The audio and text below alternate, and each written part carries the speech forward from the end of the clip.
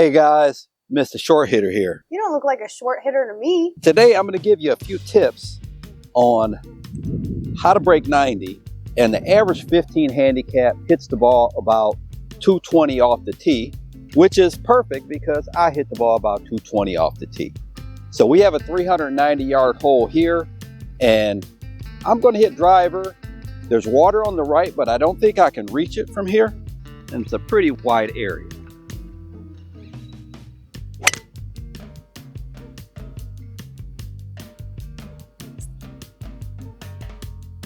Okay, so we actually trickled into the fairway, and I've got at least 30 yards left of me before I would hit out of bounds, and you can kind of see a glimpse of a water hazard over on to the right, which is a hazard that I'm maybe 20 yards short of, so I couldn't reach that hazard. So the only trouble was on the left. The first key to breaking 90 is going to be to keep the ball in play off of the tee. If you have a hole that has out of bounds on both sides, or water on one side and out of bounds on the other, and they're both reachable, well, you have to start thinking about clubbing back to make sure you can hit a club that can get you between those two hazards. Obviously going to depend upon your accuracy level with the driver. In general, you want to be able to land the ball in an area that's 60 yards wide or so, and if you can't do that and you have hazards on both sides, you're going to have to club back. We have a pin that's tucked over a bunker, and we've got 188 left and about 165 to carry that bunker. The bunker on the left is somewhere where we don't want to be, but there's also water on the right, which is well right of the green, but we definitely don't want to put that water in play. Always need to know our dispersion on all the shots we hit, but one thing I could do here is I can hit a 4 hybrid, takes the short bunker out of play. I know I can carry that bunker. But if you're not as accurate with those clubs, then you're going to have to think about clubbing back. So if you're someone that's trying to break 90, you can't hit this shot accurately without putting the water or that bunker in play. Most of the time, if you're trying to break 90, you're not a great bunker player, then this may be a situation where you want to lay up. So I'm just going to hit an 8-iron down there and lay up, keep it short of that bunker, make sure I can keep it in play. We're going to aim at the middle of that wide fairway. Give us a big wide margin of error.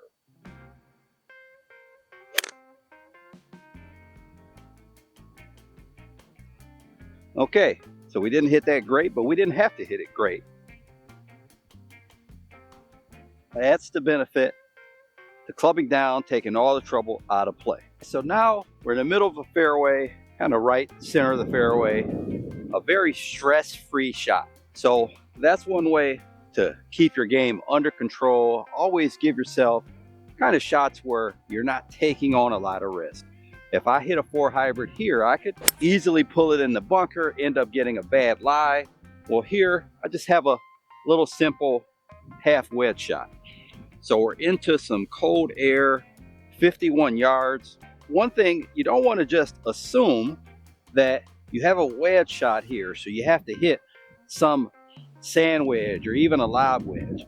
I think especially conditions like this, it's very cold, it's into the wind, keep the ball a little bit lower, give yourself a little more margin for error, a little less loft, and I've got nothing to carry here, so I'm going to go ahead and hit a 9-iron. Now I don't have to really worry about having perfect contact. I don't have to take a big swing. This is less than a half a swing with this 9-iron. And remember, to break 90, we just need to make a lot of bogeys, make a couple pars, get it somewhere where I can safely at least 2-putt.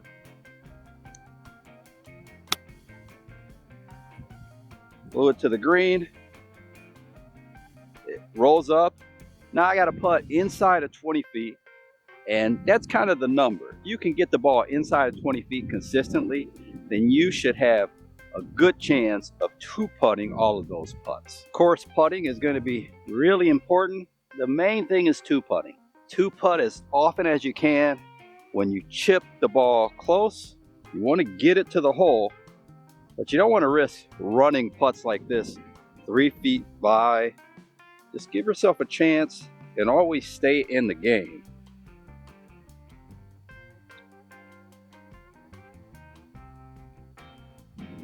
I gave that putt an opportunity, Only ran it about a foot by. Don't panic. Don't think it's a missed opportunity when you make a bogey. Bogeys are what you're trying to make. Now, sometimes you're going to run into a hole that is just well beyond your skill level, your ability to make par. This hole is 420 in the cold air. It's water up by the green. This par 4, first of all, if you're trying to break 90, you're probably going to play some shorter tees in this. Into the wind, cold, wet conditions. This is a hole I'm not even thinking about making par on. We're just going to play it out to the right. That's the safe side, and it's a 3-shot hole.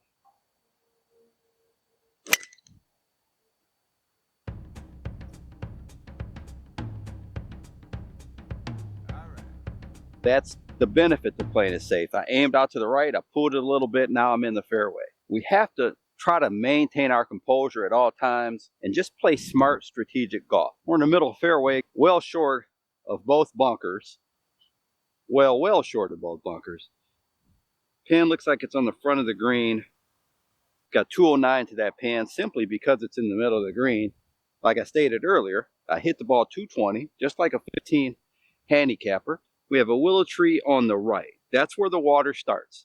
So that's 133 to that willow tree. There's a cart sign that's in the middle of the fairway. So we're going to aim a little bit left of that. And we're going to take all of that water out of play. And we're going to play this hole just like we talked about. We'll play it as a par 5, get the ball in play, and try to get our bogey on this tough hole.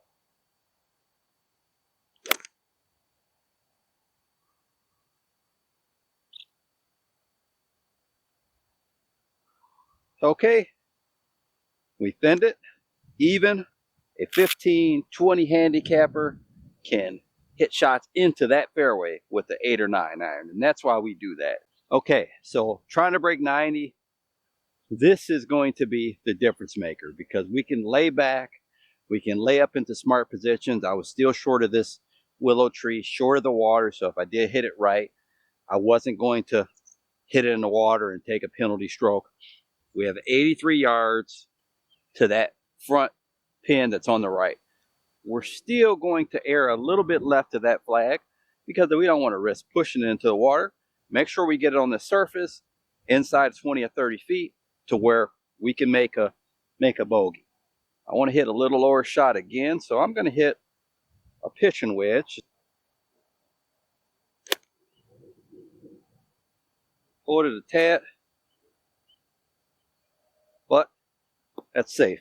So guys, you're probably going to notice a common theme here.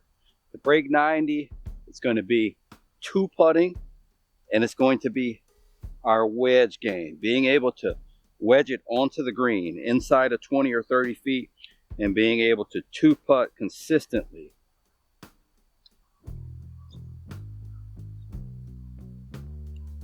Speed control. It's a little hard there.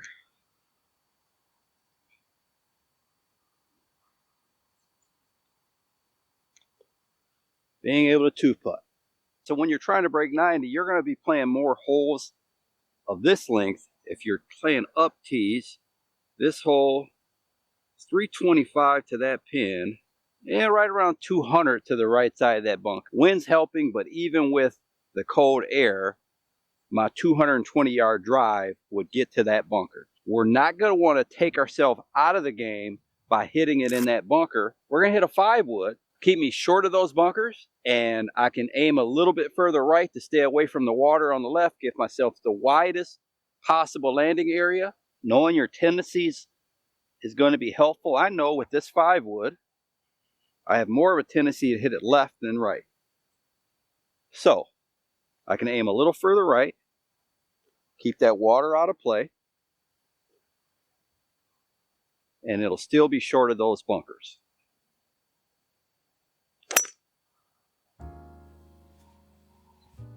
Okay, so we pulled it into the fairway. So guys, this is where knowing your distances, at least a general idea, your distances are really going to help, because I hit 5-wood, I hit it really good off that tee, and you probably can't tell from the angle, but I was probably 4 yards from being able to reach that bunker. Okay, so right now I'm going to tell you to take the pressure off of yourself. We have another front pin here, 127, which kind of puts the bunker in play.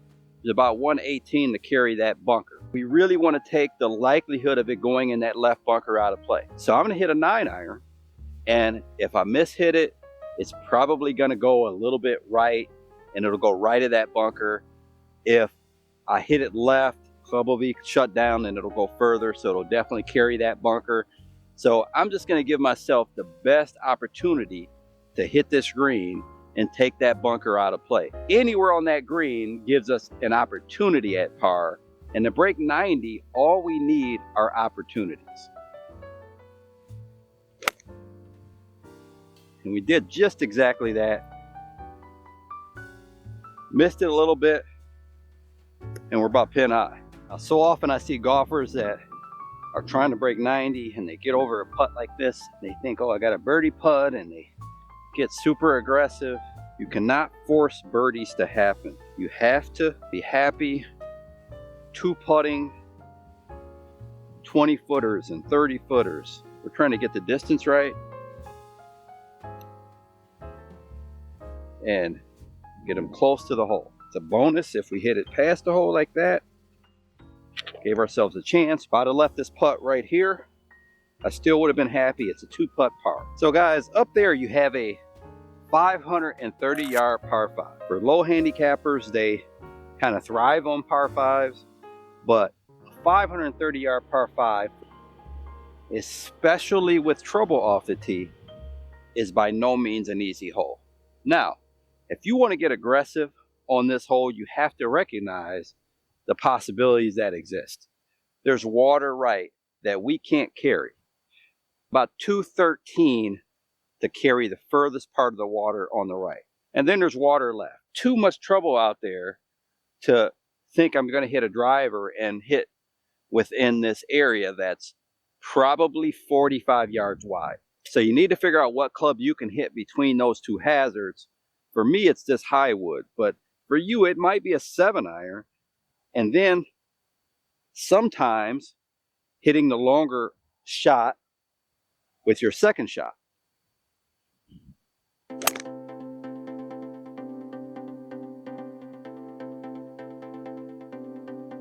Hit a little cut there, but if I make that same swing with the driver, probably in the water.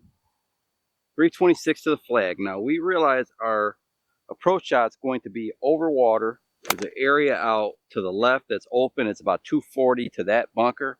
Out of bounds is well left of there. So there's kind of a tower in the distance. I'm going to aim at that, and I'll hit another high wood down there. For you, again, it's going to be whatever you feel most comfortable with. I always believe in hitting clubs that are kind of stress-free, to where you're not really worried about hitting them in any kind of trouble. So if that means you need to take a 7-iron and hit it from here, then take a 7-iron.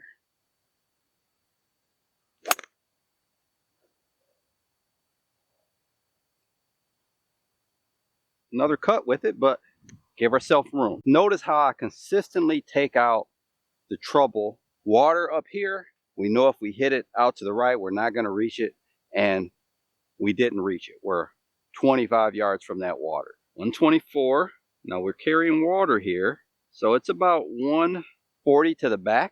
So we've got 124 to the pin, about 140 to the back. We've got water to carry. We want to take the short trouble out of play. And in this instance, if I hit 8-iron and hit it really well, I could get to that back fringe about as far as I could go. So I'm going to hit 8-iron.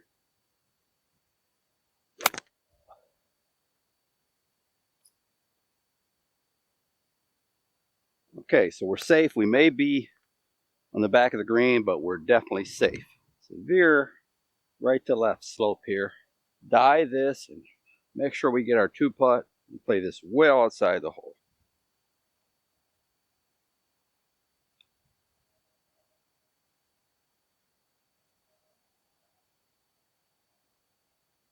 Thought I made it. In a video like this, what you're often going to hear is someone in the comments will say, well, A person trying to break 90 is not going to hit shots like that, like you hit. A person trying to break 90 has more mishits. But you can see some of the shots I hit were mishits. I mishit shots on the first couple holes, and the idea is to play smarter targets to allow yourself for a mishit. So just to give you an example, on this hole, this green is 40 yards wide. As a bogey golfer, anywhere on this green in regulation gives you an opportunity to make par. Doesn't mean you're going to make it, but it gives you that opportunity. So I played a shot at the middle of the green and also gave myself more room long. On a 124 yard shot, you can play your club that you normally hit 145 yards or 155 yards. That gives you 30 yards of mishit to still get it to the pin, and then another 10 yards short to be on the green, and another 10 yards short of that to carry the water, which is the main objective from that shot. If I hit the ball way over here and you're a bogey golfer, you're going to give yourself a chance to two putt, even if you have to hit a long putt.